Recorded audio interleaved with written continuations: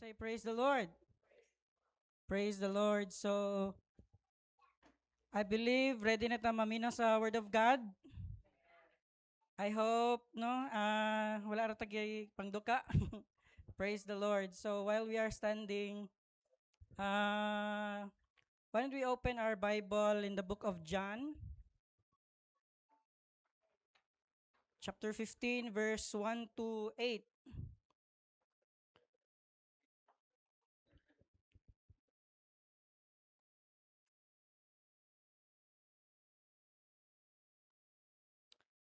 Praise the Lord. So, sa book of John 15, verse 1, this is the words of Jesus Christ. Ingon din ha si Jesus, I am the true vine, and my Father is the husbandman. Every branch in me that beareth not fruit, he taketh away. And every branch that beareth fruit, he purgeth it, that it may bring forth more fruit. Now ye are clean through the word, praise the Lord, which I have spoken unto you. Verse 4, abide in me, and I in you, as the branch cannot bear fruit of itself, except it abide in the vine. No more can ye, except ye abide in me. Verse 5, I am the vine, ye are the branches. Branches. He that abideth in me, and I in him, the same bringeth forth much fruit. For without me, ye can do nothing. If a man abide not in me, he cast forth as a branch, and is withered, and men gather them and cast them into the fire, and they burned. If ye abide in me, and my words abide in you, ye shall ask what ye will, and it shall be done unto you. Herein is my Father glorified, that ye bear much fruit, so shall ye be my disciples. Praise the Lord. You may be seated this afternoon. Praise the Lord. God is so good. Praise the Lord. Even in bad times, and even in, dili lang sa good times, but even in bad times, God is good. Praise the Lord. I thank God no for giving us the strength nga to ang kailangan for this karon nga hapon. I know that we've been blessed by our kanang mga sessions ganihang hapon. I believe ang Joy were blessed, ang young people were blessed, and kami sad sa young couples, we are so blessed. And ato ang Sunday schoolers, na ba sila klase ganin? No? Wala dahil. But they're blessed. Sa fellowship, no? Praise the Lord. And it's so good to see that our church is active once again. And we are so grateful sa Ginoo for allowing that nga mahitabo in our midst because we need it. Kailangan nato na siya. Praise the Lord. And what I am going to share with you this afternoon, just like sa ginasulti ni Pastor Pod sa amua, just try to be a blessing to them. And so, this is coming from usa ka fellow pod nga traveler because we are traveling in this journey together.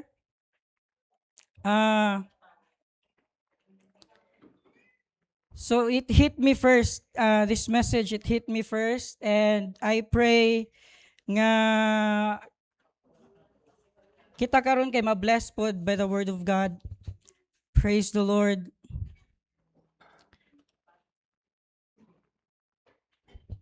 So I'm not preaching down on anyone. Praise the Lord. But I'm just sharing kung unsa ang I believe ginadil sa Ginoo pod sa ako ang life. And whatever radyod ang naana ko is maora gid pod ang ako ang ma-share. Praise the Lord. And I thank God for every opportunities no nga iyang gina pakita sa ako kung asa ko pa mo grow because then I know that God is still kanang ga-care sa ako gusto siya nga mo grow pa ko and dili maging stagnant because ultimately we live our lives diri sa kalibutan as a preparation sa ato ang destination, which is the place nga gina prepare ni Jesus for us. Praise the Lord. So I entitled this message, Busy but Barren. Praise the Lord. Busy but barren. Praise the Lord.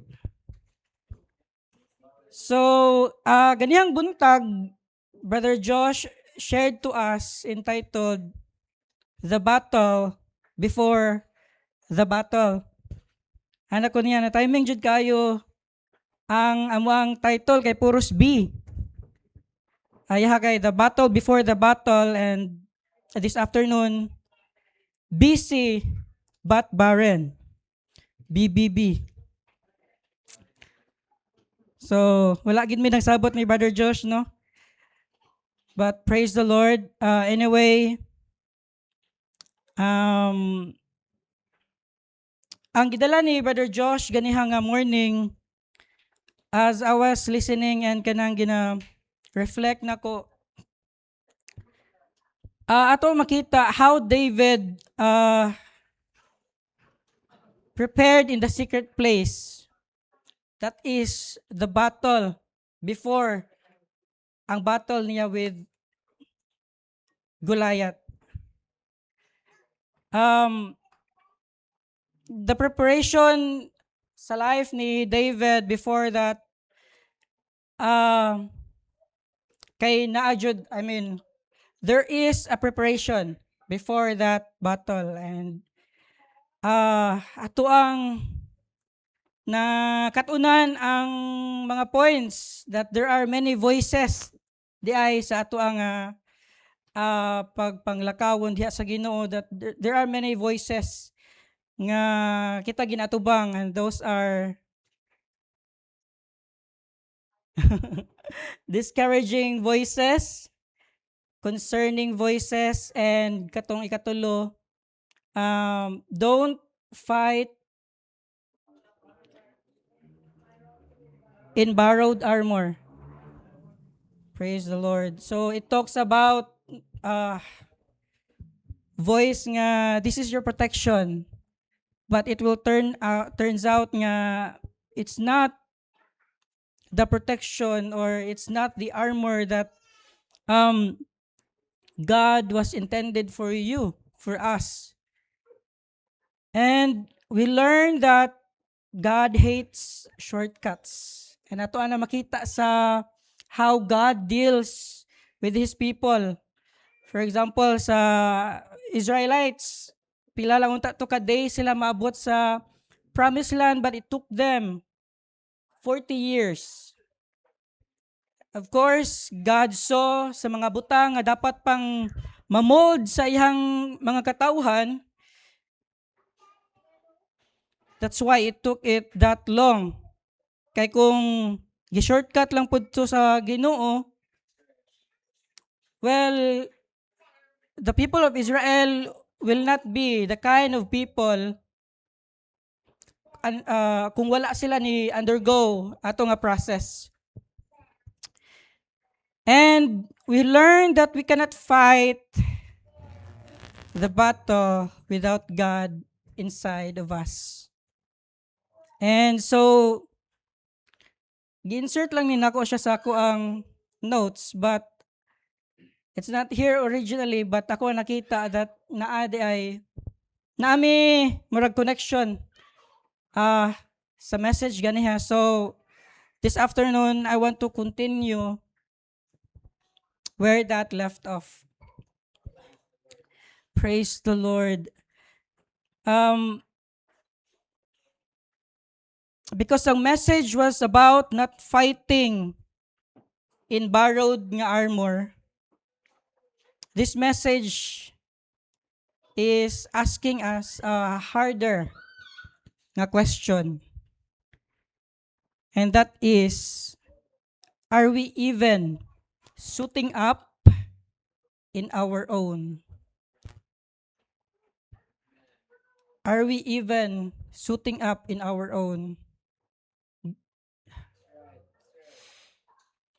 Ang ato ang armor ba, or the armor that God intended for us, mao ba jud ang ato ang ginasulob? Or are we borrowing from the armor of others? Are we borrowing from the faith of others? Are we piggybacking from the anointing of others? Nagsalig lang ba ta sa anointing sa ato ang brothers or sisters as we do the work of God? Or are we gapaningkamot po ta sa atong kaugalingon so that the anointing of God will kanaon sana i-anoint ta sa Ginoo and not from their anointing? Praise the Lord. Are we spending enough time in secret place? Are we abiding? Are we connected? Are we drawing from God? Are we drawing from God to actually carry what He placed inside of us? Praise the Lord. Or gamarcha lang bata padung sa usa ka battlefield nga just busy, just purely being active, visible that we are active, but we are running empty inside. Praise the Lord. So, the reason, naalang ko'y disclaimer ganina, that I am speaking as somebody who travels with you. Because I want to remind everyone that the obvious thing, I am not a pastor. I don't have, kami nga mga ga-preach, we don't have the office of a pastor, but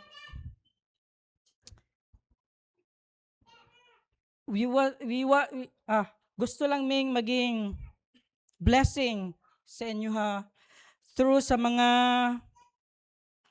mga experiences nga ginaalaw po sa Ginoo nga among agian, and kana because ang kani siya nga message,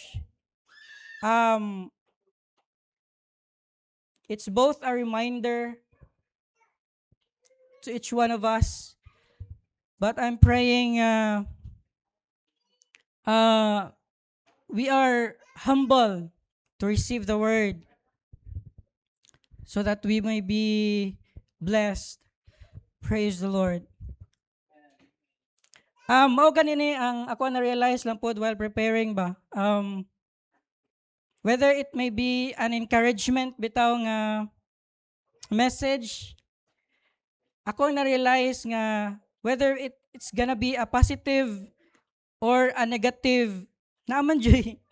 And even may kapila nga maigo So, I will just kanang preach kung unsa ang I believe ginabutang sa Ginoo sa akong heart and kana praise the Lord. So, are we even suiting up our own armor?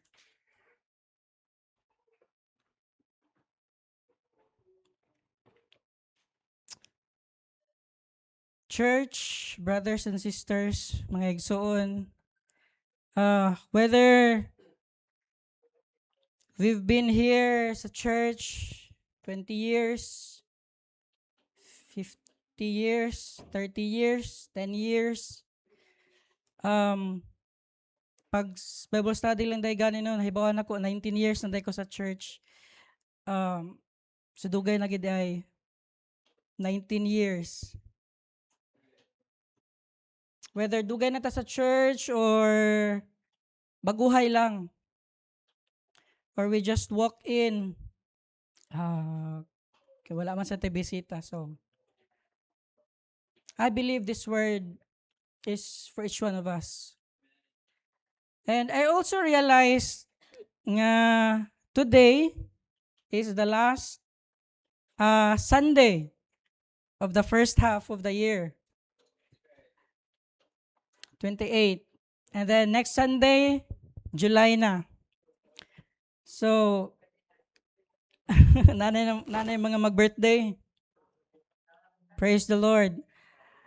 And so, kaunan ako, kumusta ang ato ang New Year's resurrender? Kumusta ang ato ang mga bagay nga gicommit sa Ginoo? Kumusta na siya now that we are in the we are entering the second half of the year.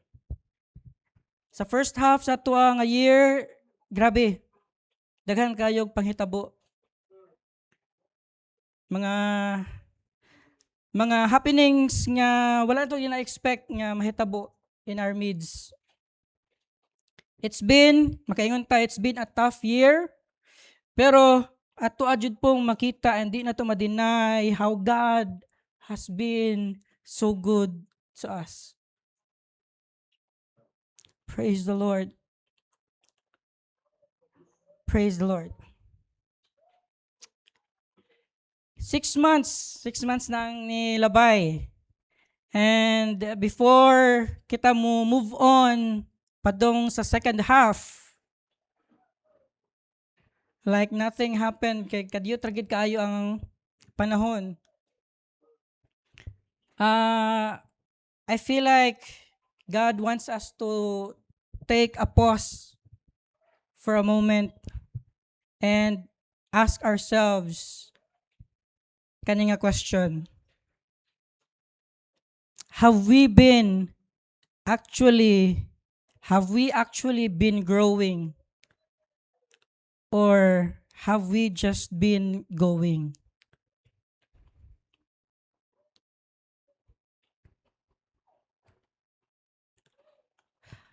For the past half of the year, and from the beginning of our service again, have we been growing?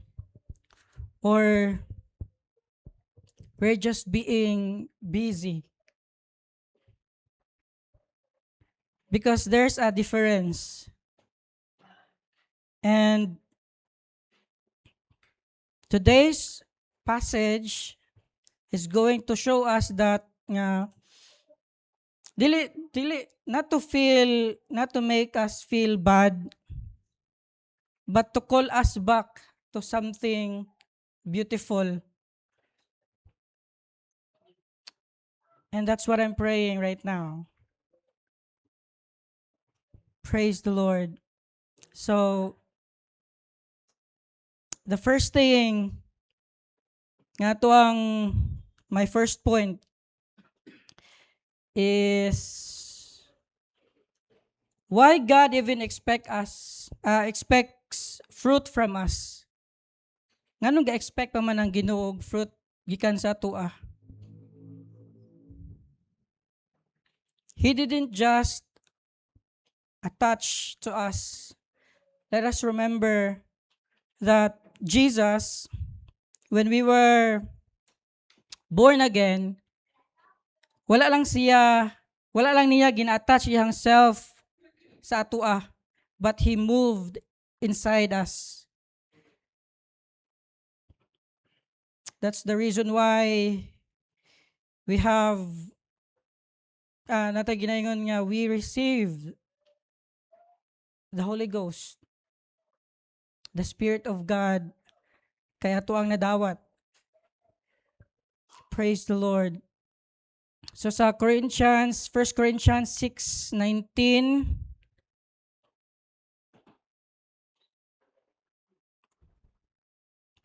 First Corinthians 6:19. What? Know ye not that your body is the temple of the Holy Ghost, which is in you, which ye have of God, and ye are not your own? Praise the Lord. So, mo na siya ang verse no nga remind sa tua that the Holy Ghost, that our body, our whole being is the temple of the Holy Ghost. And the moment we were born again, God is reminding us today that we are not our own. We are not our own. And Colossians 1:27,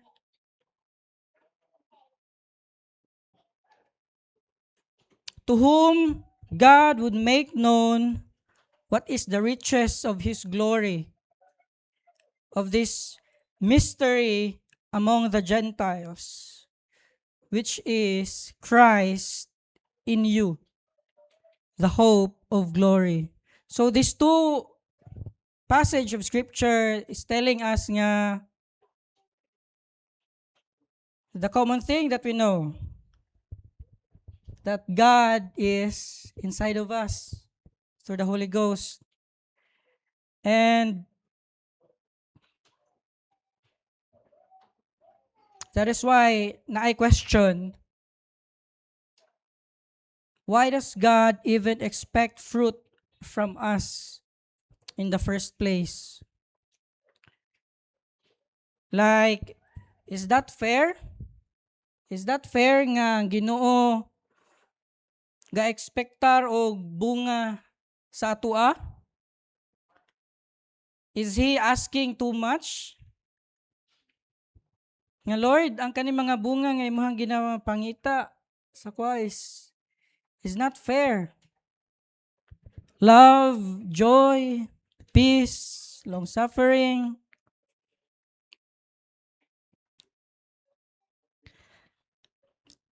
If we look at sa 1 Corinthians 6:19, it says, know ye not that your body is the temple of the Holy Ghost, which is in you, which ye have of God?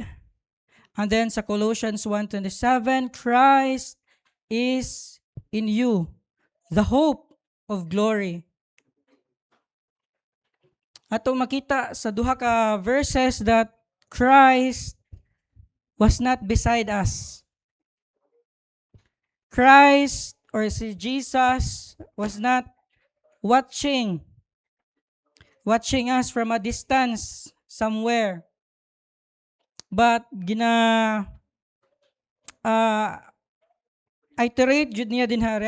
niya, gina-emphasize niya that Christ is in you. Praise the Lord. So, when we were born again, when we repented, when we were baptized in the name of Jesus Christ and received the gift, the Holy Ghost, God didn't just attach Himself to us from the outside. Praise the Lord. But He moved inside of us. And church, for those of us nga naka-receive na sa Holy Ghost, that's a reminder of what's already living inside of us. And that is God Himself. God Himself nagpuyo sa ato ang kasing-kasing. Nagpuyo inside of us. Wala lang niya gi-attach iyang self from the outside, but He lives. He moved inside of us the moment when we were born again.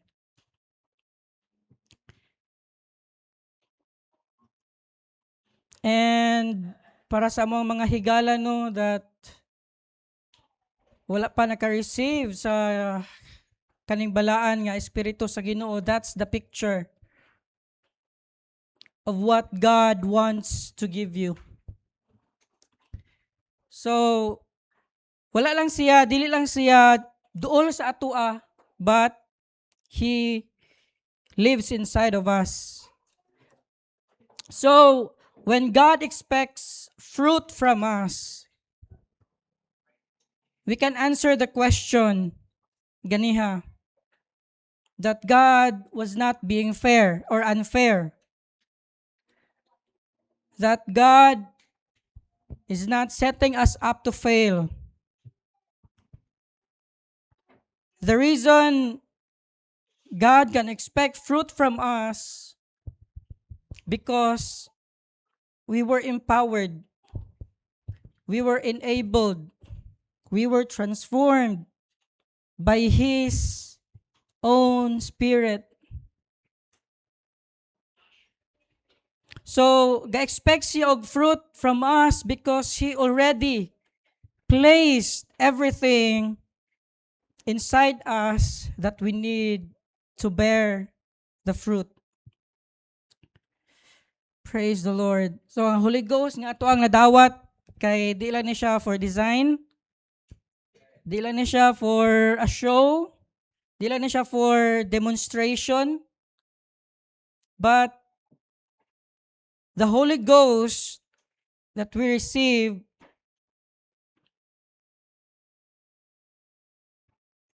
this is the life of the vine living inside the branch, which is kita. So, di lang ni siya para sa mga altar moment. So, di lang ni siya for decoration, di lang ni siya for unod sa ato ang discussion. But this is a power from God, and it's living on each one of the branch. And ang fruit is simply what happens when that connection is honored and not neglected. Praise the Lord. Ang fruit of the Spirit is the byproduct if kita, each branches, we are the branches. Kung kita gina-honor nato ang kaning connection that we have and wala nato gina-neglect. Praise the Lord. This is not actually a pressure nga dapat ko mag-produce di ay og kuan kanang fruit of the Spirit. But this is actually a promise that as long as we abide in Him, as long as wala na to gina-detach ang atoang kaugalingon diha sa Ginoo,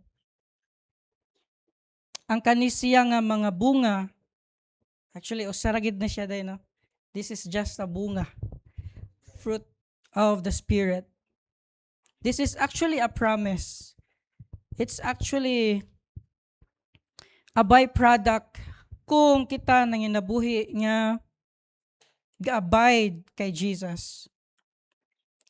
But the question is, are we honoring it? Praise the Lord.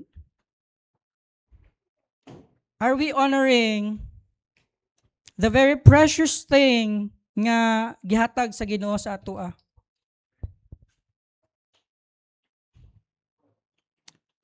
Usahay man good. I don't know kung we have the same realization.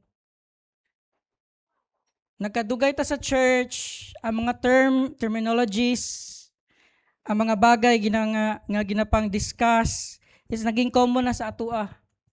That we forget nga powerful man day kaayo ni. Nga malimtan na to nga mao man day ni solusyon sa problema nga akong ginatubang. How many times we found ourselves in a situation nga kanang grabe na kaya tong problem nya bombarded kita left and right sa mga battles nga atong mga ginaaway, that we forget to connect to the power that God has given us inside of us.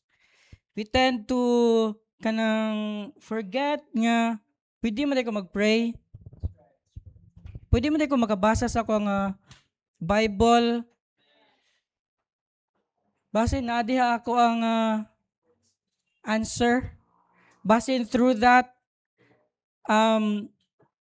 God will talk to me.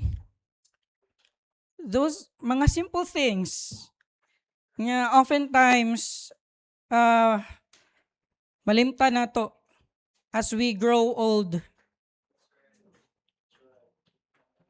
Praise the Lord. And my second nga point is the thing that we often miss. Ang butang permi na tong malimtan.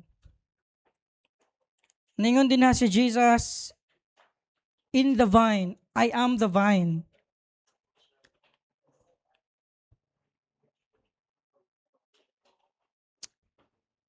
In the vine, tinuod, but still fruitless. So I'm praying nga we will take this kanang reminder as ato nga self, and dili na to naon si brother or si sister para sa iya jud ni. But this is for each one of us. Sa John 15 verse 2 sa ato nga text, Jesus says, every branch in me.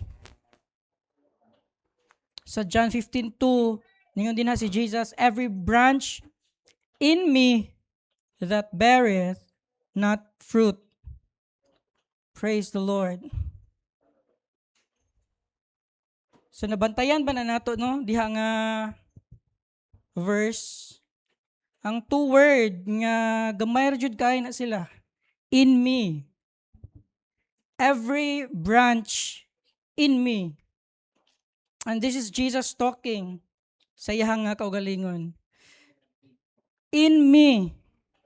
Every branch in me. Church, we are the branch, and He is the vine. And every branch, Jesus said, in me, that beareth not fruit, in me. So, Jesus was not talking about katong mga nipalayo, katong mga dili pa connected sa iya ha. He's not talking about those nga wala pa na convert.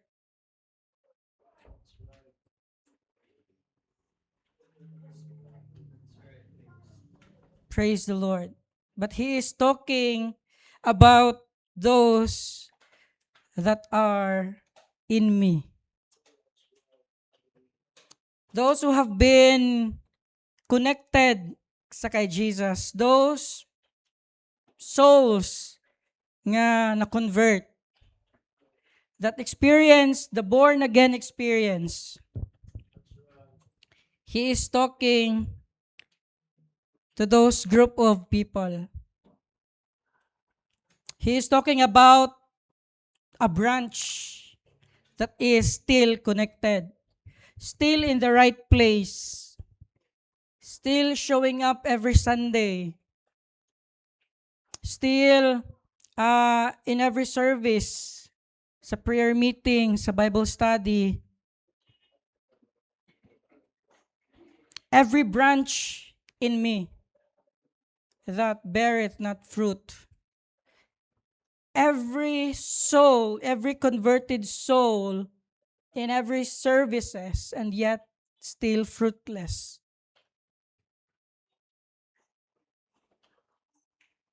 This is having a reminder from God to each one of us.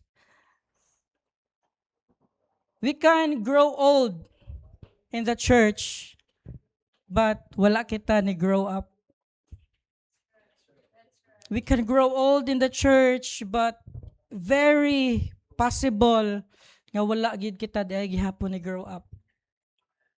And I'm not talking about this subject because I have grown up, like mas mature ko, mas holy ko. The very reason I am bringing this and this felt heavy sa ako is because I've been in the church Mandiay for a very long time. But same question ang ako ang nadawat gikan sa Ginoo.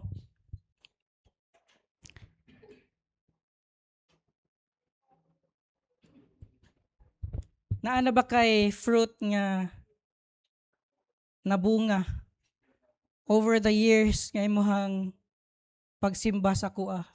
Over the years nga naluwas ti ka?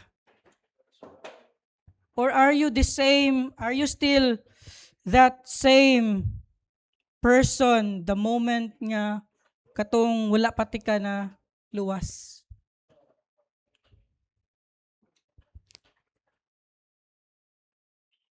Still connected to God in a sense nga visible, you show up but still fruitless. And that should make us all stop and think for a second. Because honestly, when we think about spiritual danger, we usually picture usa ka tawo or usa ka believer nga di backslide. When we think about spiritual danger, we picture a brother or a sister nga have committed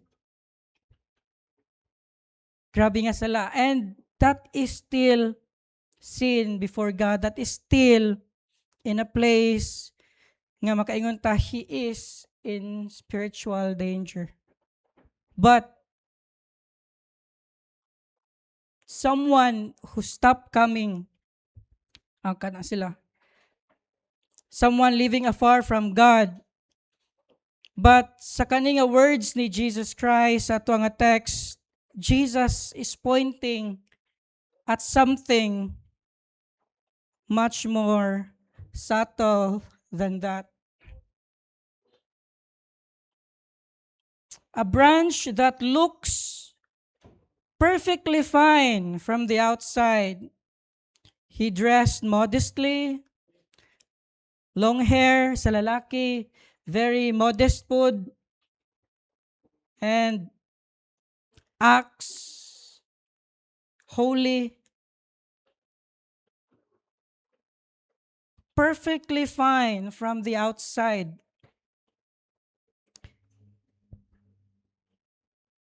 That nobody would look at it nga na may something wrong na ni sister or ni brother.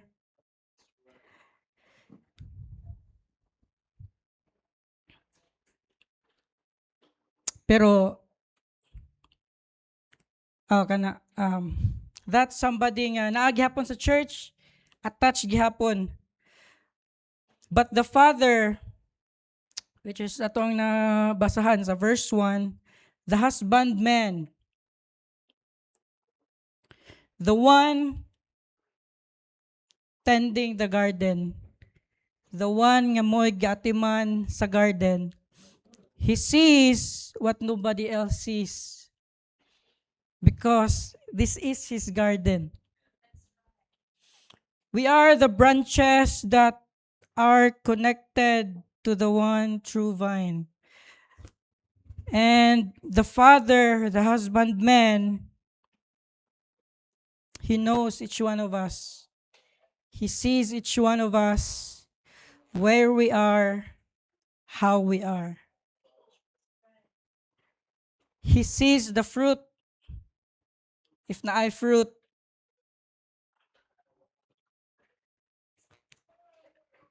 and he sees the branches nga walay fruit. So, just a quick background lang, no? When Jesus said, I am the true vine,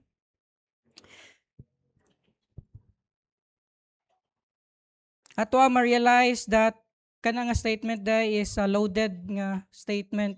Kay sa Old Testament, kumayon kag vine, ang vine was actually a symbol of Israel.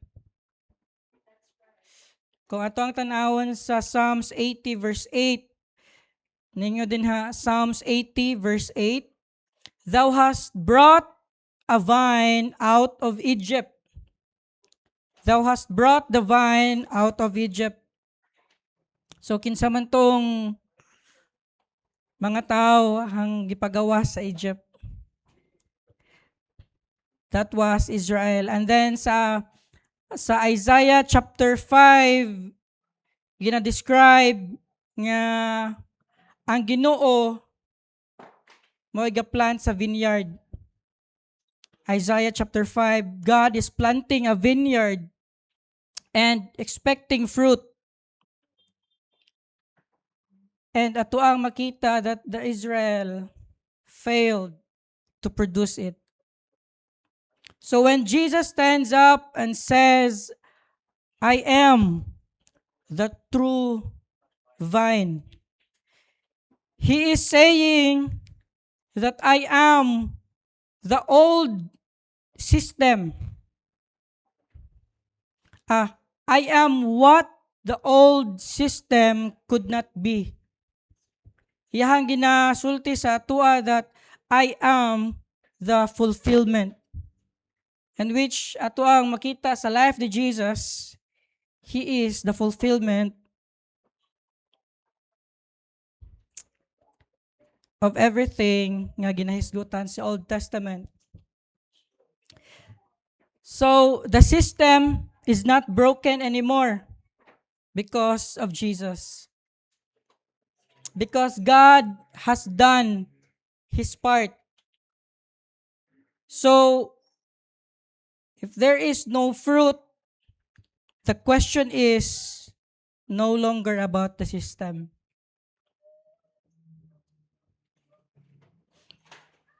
Did we get the picture?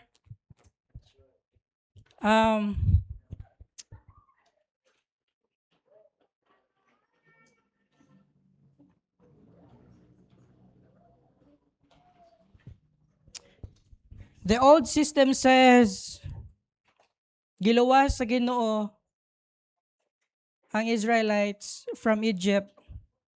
And then sa Isaiah chapter 5, God was planting a vineyard, which is the Israel, iyang gina-groom, iyang ginatend, iyang ginaalagaan, sama sa usa ka garden. And He is expecting fruit, but the Israel failed to produce the fruit. And now Jesus, ningon si Jesus, I am the true vine. Siya ang true vine. Siya ang manifestation or siya ang pinaka-fulfillment sa iyahang gusto nga mahitabo to produce fruit.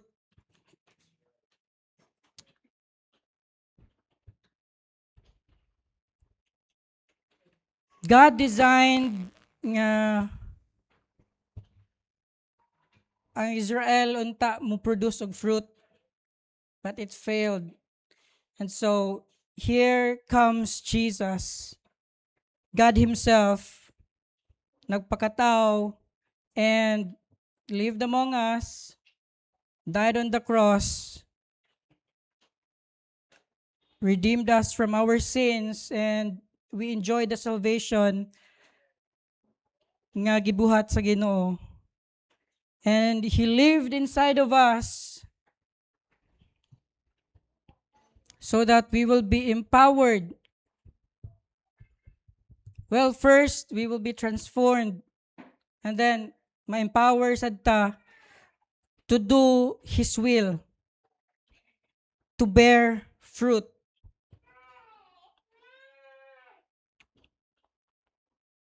So, God, right now, ang pagkawalay bunga, because of what Jesus done on the cross, ang pagkawalay bunga, naging dili na about sa system.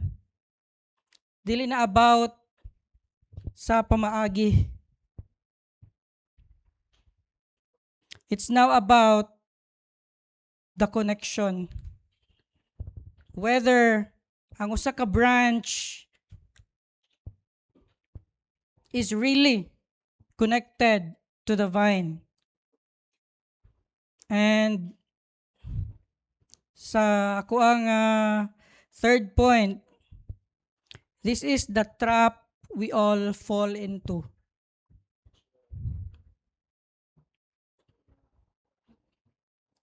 The trap we all fall into. Motion is not the same as growth. Motion is not the same as growth. Sa John 15 verse 5,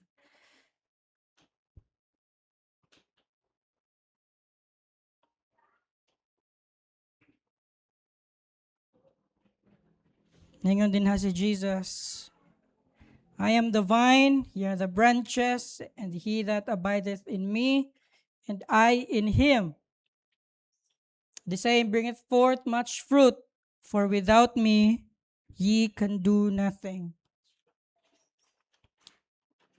And sa Luke 10 verse 40 to 42, Luke chapter 10,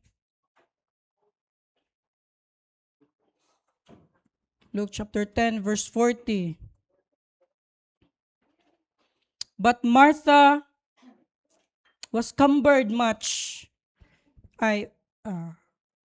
But Martha was cumbered about much serving, and came to him, Jesus, and said, Lord, dost thou not care that my sister hath left me to serve alone? Bid her therefore that she help me. And Jesus answered and said unto her, Martha, Martha, thou art careful and troubled about many things, but one thing is needful, and Mary hath chosen that good part, which shall not be taken away from her. So, what does it look like to have the Holy Ghost inside of us and to be in the vine and still bear little fruit?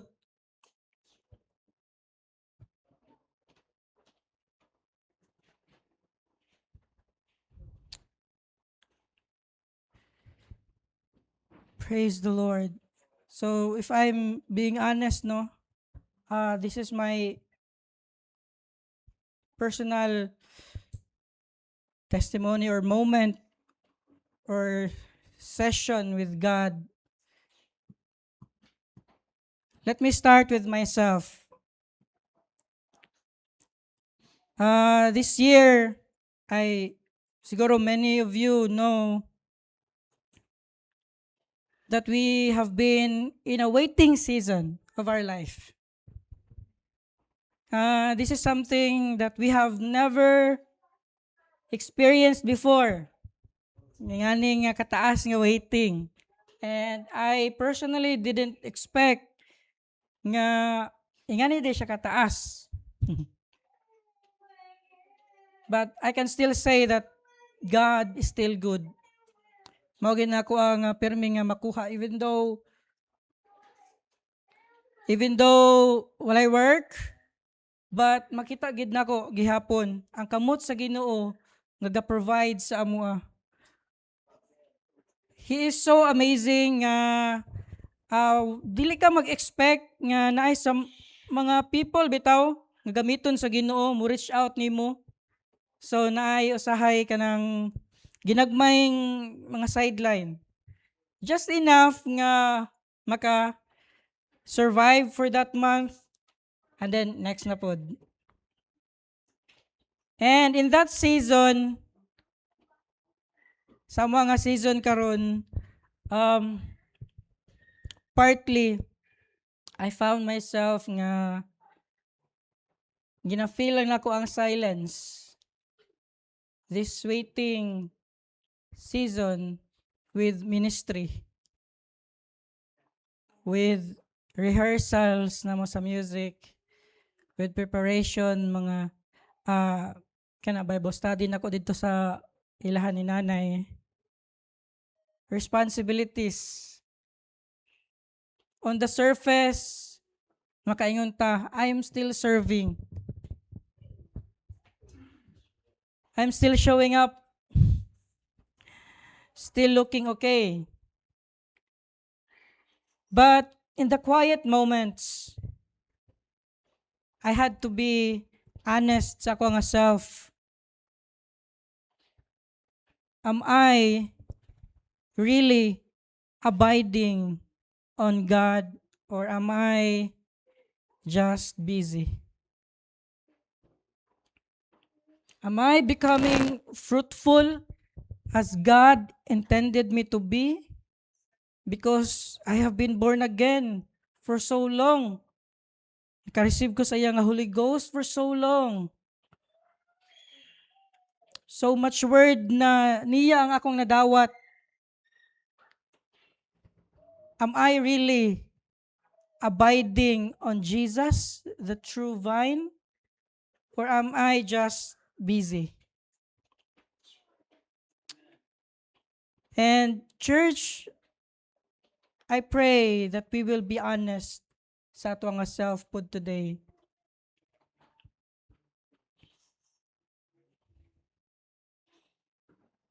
Because busyness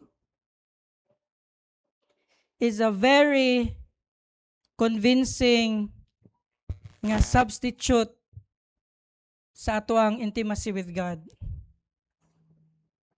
No, let's be honest. Let's be honest with ourselves. It's very fulfilling, active kayo ta sa church. To be honest, I felt that dagan kay ginabuhat para sa Ginoo. Preparation din practice, prepare for a Bible study, prepare for a sermon. I mean, mao man ang gusto sa Ginoo nga maglihok ta sa iyang kingdom. Because we are all laborers. But ang gina-question man ni Jesus din is, are we abiding in Him or just ang kanang mga makita nato nga business is just, forgive me for the term, kana ba nga business is just for a show, nga you don't want to be judged. La si brother kani backslide. We don't want to be judged. And I'm not judging. I know how it feels. And I've been there. And I acknowledge. But that's the question I received from God. Like personal lang ako bitaw nga na-realize over the years, this 6 months nga nilabay sa 2026, am I really growing? Na ba dyo'y fruit nga kung kuhaan ko sa Ginoo karon? Na ba siya'y fruit nga makita? Or katutanan is just to feel that silence, just to feel that waiting season, tungod kay daghan pa kay kog time, wala bitaw ko'y work, so okay, maging active kog maayo sa church. Or am I really connected and alive, nga connected sa iyaha?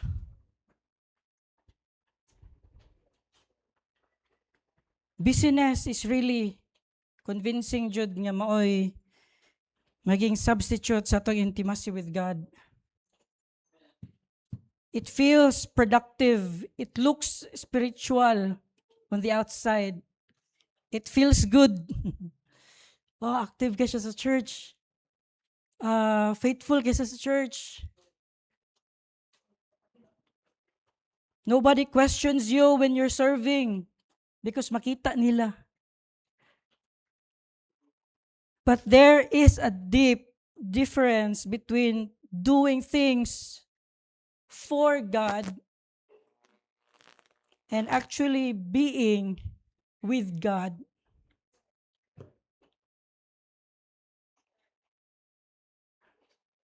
Praise the Lord. Except the Lord build a house, ye that labor in it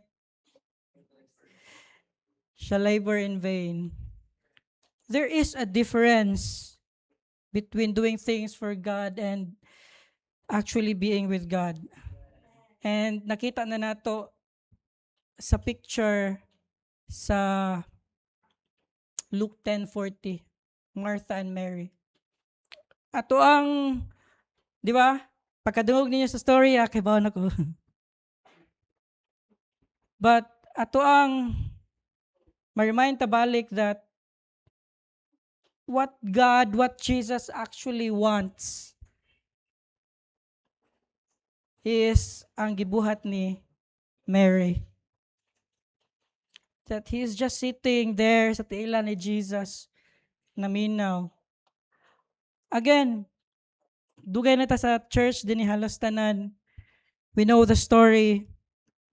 And kibaluta nga wala man jud sayop, and that's the desire of God pud ang katong gibuhat ni Martha, to be like Martha nga mulihok for the kingdom, mulihok for the preparation, pero ang gitaganog emphasis ni Jesus is actually being with him. So maybe we're in the ministry, dugay na kita sa ministry, but we haven't worshiped privately in weeks. We can be, again, active, soul winning, but wala tayo real connection with God. We know what to say sa ilaha to convince them that this is the truth. This is the plan of salvation that God has for you. God loves you. But wala gid tay real nga connection to the God nga gina-share na to sa uban. Maybe we're teaching others about the Word, but the Word has not really spoken to us in a long time. Maybe we're handling a ministry faithfully, but something along the way, ang ato nga personal nga time with God slowly became maoy una nga butang nga nawala.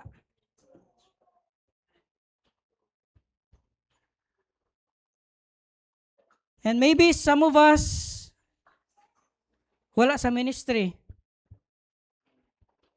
Maybe some of us wala sa ministry. We have students.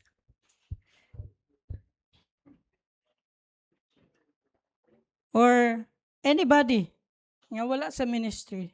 Let's say, dili ministry ang gikabisihan. I mean,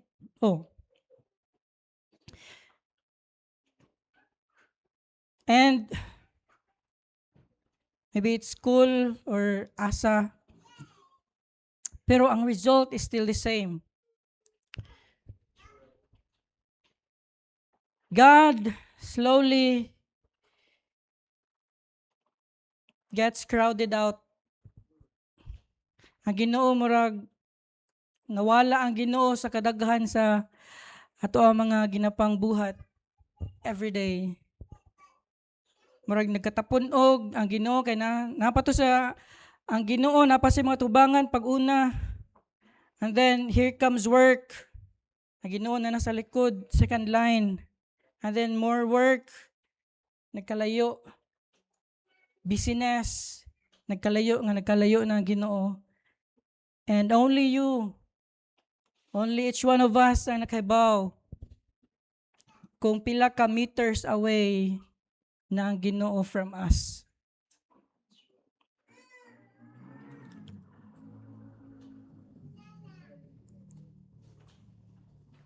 And usahay pagani, we don't even notice nga layo na day kita sa church, sa Ginoo. But church, ningon si Jesus sa verse 5, sa John 15 verse 5, but without me, ye can do nothing. Pwede na ito nailisan ang Y no, o W. Without me, we can do nothing. Wala ni sulti sa Jesus nga, without me, less ra imong mabuhat. Without me, little lang. But ingon si Jesus, wala jud. Nothing jud. And every time, and everything, nga ito nga ginabuild outside of genuine nga pag-abide, no matter kung unsa pa na siya ka-impressive, tanawon, it has still no kingdom value in the sight of God. And this is not my words, but these are the words of Jesus Christ mismo. Siya na mismo gasulti sa tua, that without me, ye can do nothing. And it's a sad picture to look at nga sa kadugay na sa church, dili day gihapon ko connected sa Ginoo. Dili day gihapon ko, wala gid gihapon ko ga-abide gyud, like really abide kay Jesus.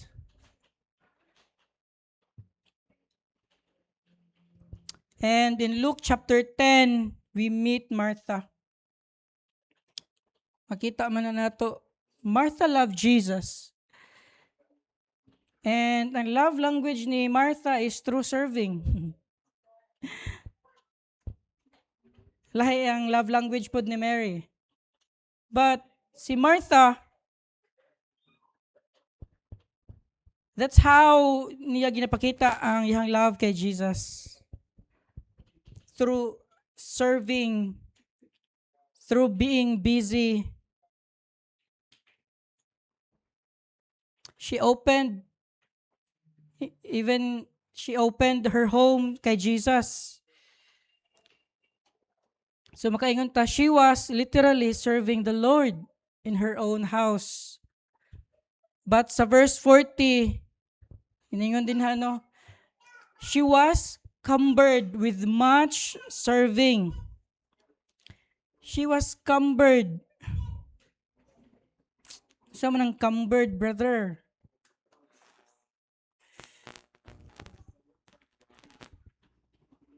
Lahi man mga kuhan din eh. But busy ba?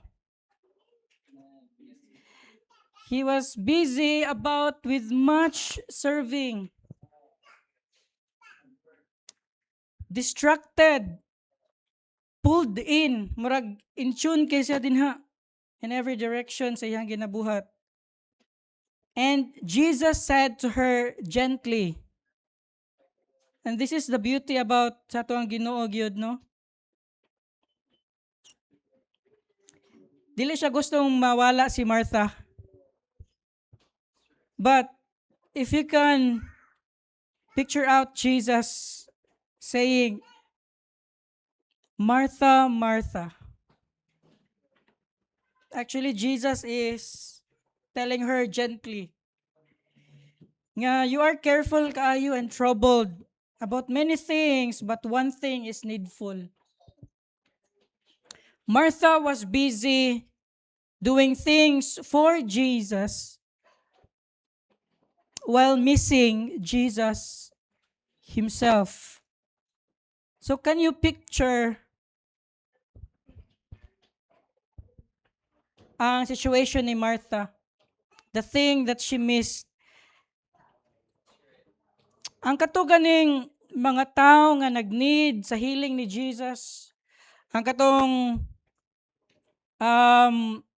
woman nga with an issue of blood, even ni crawl siya just to touch the hem of the garment of Jesus.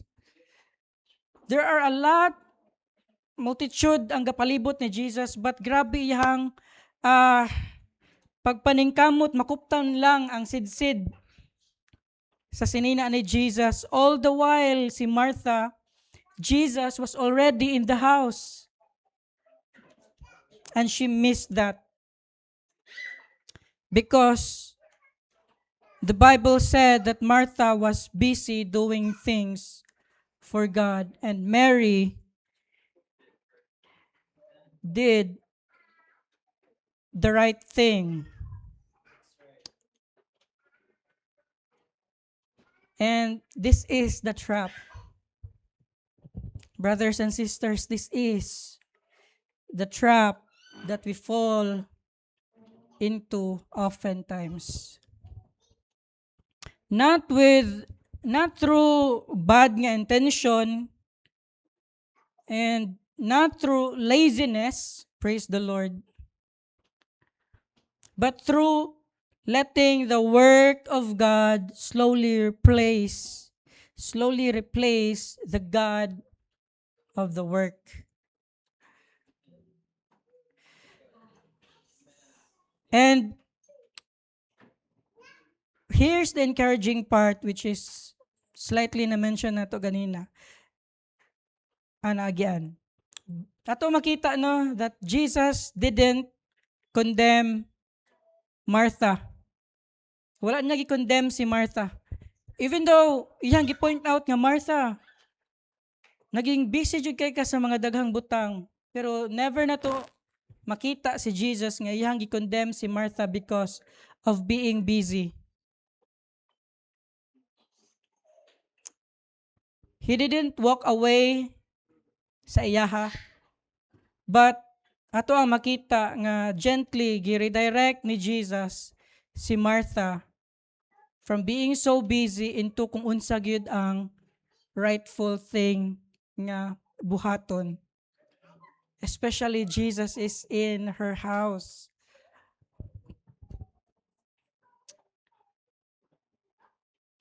And that is exactly what is God what God is doing for all of us today. Praise the Lord. Sa Matthew 7:22 to 23,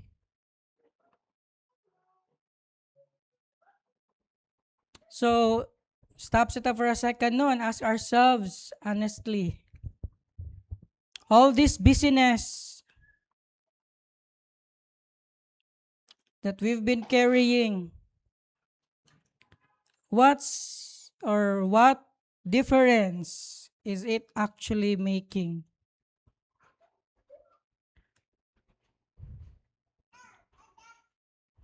For all the years, for half of the year that we've been busy, what difference is it actually making? Does our busyness brought us closer to God? Or is it just making us tired? Is it producing the fruit that God is looking for? Or are we just going through the motions?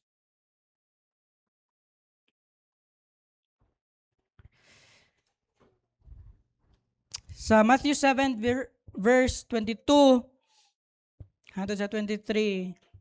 And again, this is one of the verse nga very common to us.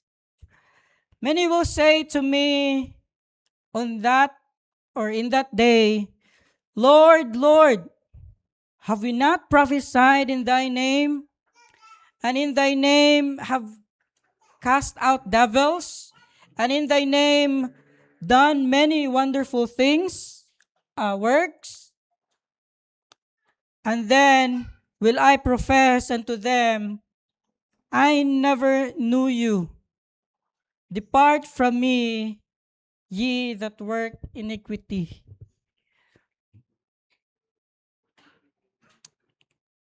These people were so busy. And they are doing the good thing.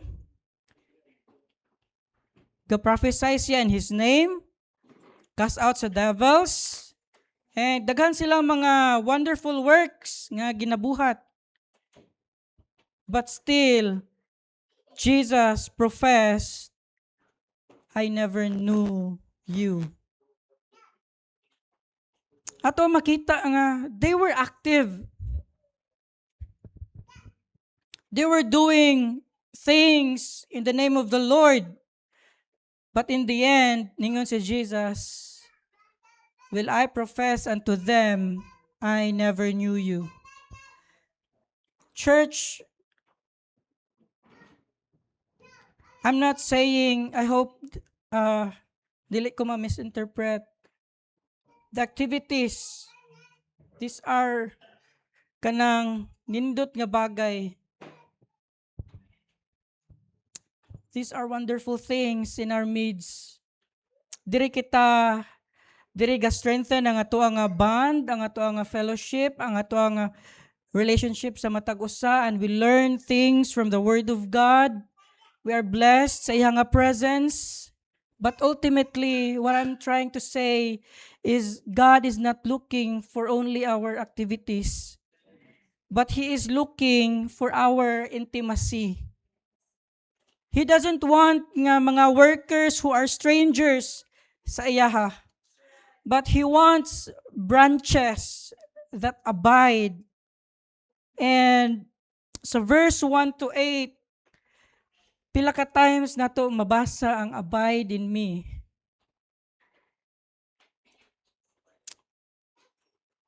Meaning, this is the ultimate desire of God, is for us to abide in Him. And that brings us sa fourth nga and last na ko nga point, which is the answer. Ako lang siyang itagalog name nga, this is the answer. Because the answer is actually just to abide. And wala na ilain pa. Just stay. Just stay. Ingon si Jesus, abide in me and I in you. This is the desire of Jesus for each one of us. Just to abide in Him and He will abide in us. Ang Greek word is meno, and it means to remain, to stay and not to drift. That's it. No complicated formula. Just like how Jesus said it kay Martha. No special nga title needed. Wala dili complicated nga formula. Just simple. Just stay. Just abide. Think about how a branch actually works. A branch doesn't try to produce fruit. Diba? Sa mga nakatry o kanang tanom. If ato ang putlo na usa ka branch, let's say anang sanga sa limonsito, nya ato lang kuano diha, ibutang nato baron sa lamisa, and we'll hope nga mamunga ni siya.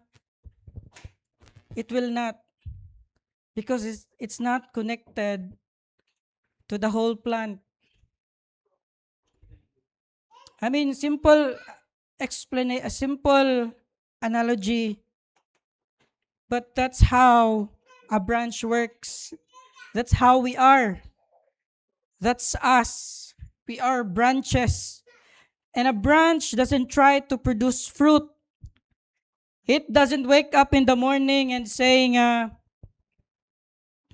okay, need ko mautong ron kay para na fruit nga mugawas. So, bisag unsa pa ka paningkamot sa sanga, namula na siya diha, ni violet, ni itom. But it will never be able to produce fruit.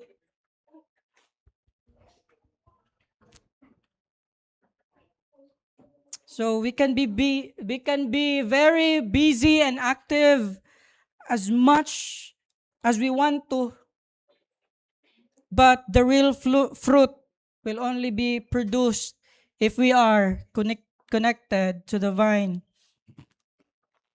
A branch simply stays connected, and because it's connected, the life nga naa sa vine, sa main nga branch, or sa tanom, let's say, sa tuang sa tanom, it flows naturally through that branch, and that branch magapamunga.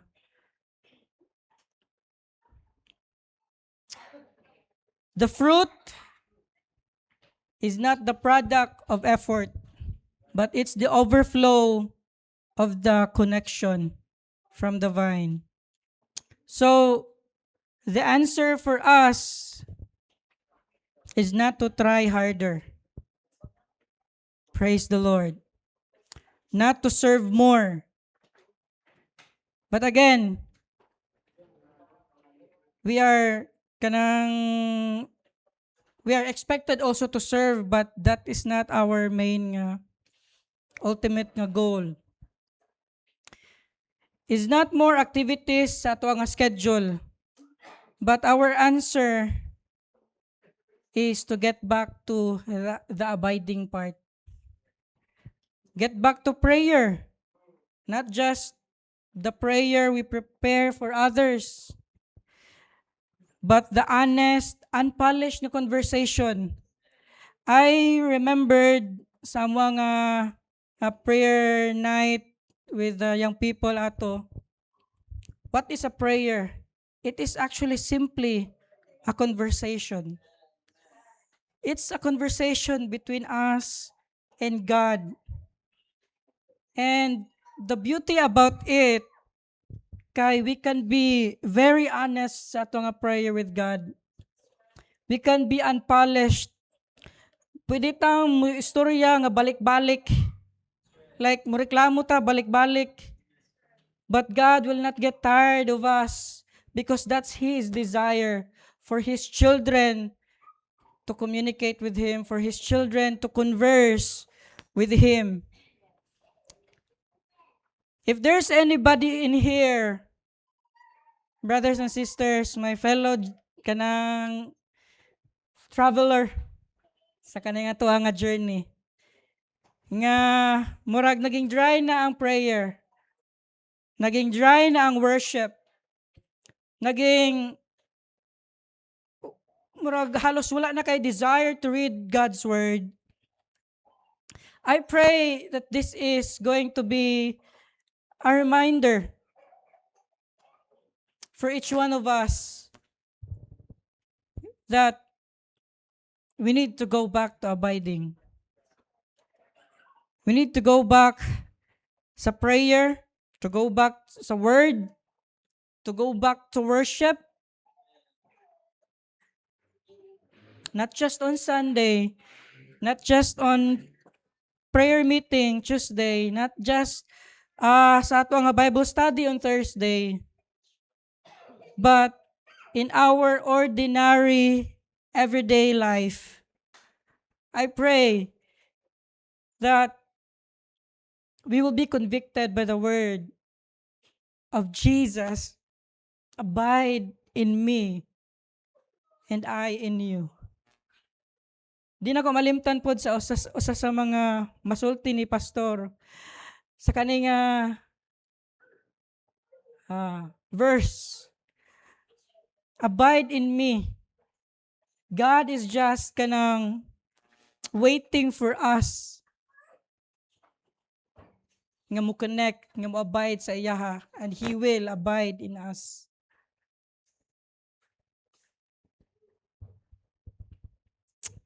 Because when we abide, our prayers change. Our desire starts to align with His desires.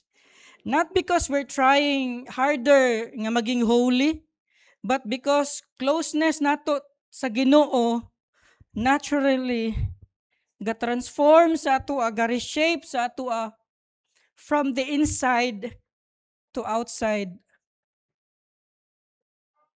And what does that fruit look like in real life? Ato makita sa Galatians 5:22. Hantod sa 23. And gaingon na siya sa tuwa, this is love, joy, peace, long-suffering, gentleness, goodness, faith, meekness, temperance, these things. We cannot produce it on our own. That's why we need to be connected to God. That's the only way. That is the only answer. And Jesus said, abide in me. Why don't we stand this morning? Afternoon na din. Anad, no? Praise the Lord. So, here's an honest, mid-year check-up, church. Are we more patient now than we were in January? Are we walking more in peace than kato nag-start ang year? Is there more genuine love in us? I cannot say that our brothers and sisters are perfect. Each one of us get offended. And offense will come. Jesus said it surely. But as we grow, as we serve God, is there more genuine love sa atua to love those nga naka-offend sa atua? Even for the people who are hard to love right now. Again, kani nga mga bagay didn't come tungod kay daghan kay tang services nga mga natinan. They don't come from serving in more ministries. But this fruit of the Spirit come because the branch was abiding or ga-abide sa vine. Praise the Lord. So, few more last things nga I like to share. For those of us who feel like we are growing, who are bearing fruit, but the season is just really hard right now. Ang verse 2 also gasulti nga ang Father gaprune. Pruning is that's part of tending. Sahay ginaputulan niya ang mga dahon nga mga laya na because ginasayang lang niya ang nutrients nga ginahatag sa yuta. So ginaguntingan, ginaputol ang mga ginagmay nga mga branch nga patay na. That's what pruning is. And pruning is painful. Pruning is painful and things are being cut away. Things nga murag wala ga make sense, Lord, nganong nahitabo man to sa kuha, nganong gitangtang man to nimo sa kuha. I've grown fond of it.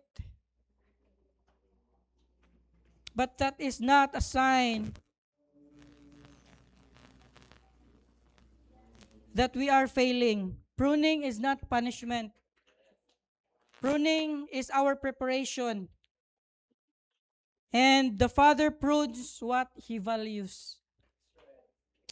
He cuts what He intends to use more. Hallelujah. That's the reason why the moment you decide nga maging prayerful, maging mas committed na ko nimo Lord, mas maging connected na ko nimo Lord, then diha nimo na feel ang intense battle. Because the enemy also saw it. That you are connecting yourself to the vine. And the enemy knows how powerful that is. When we are connected to the source of everything, to the God who is all-powerful. When Jesus said, "Without me, ye can do nothing."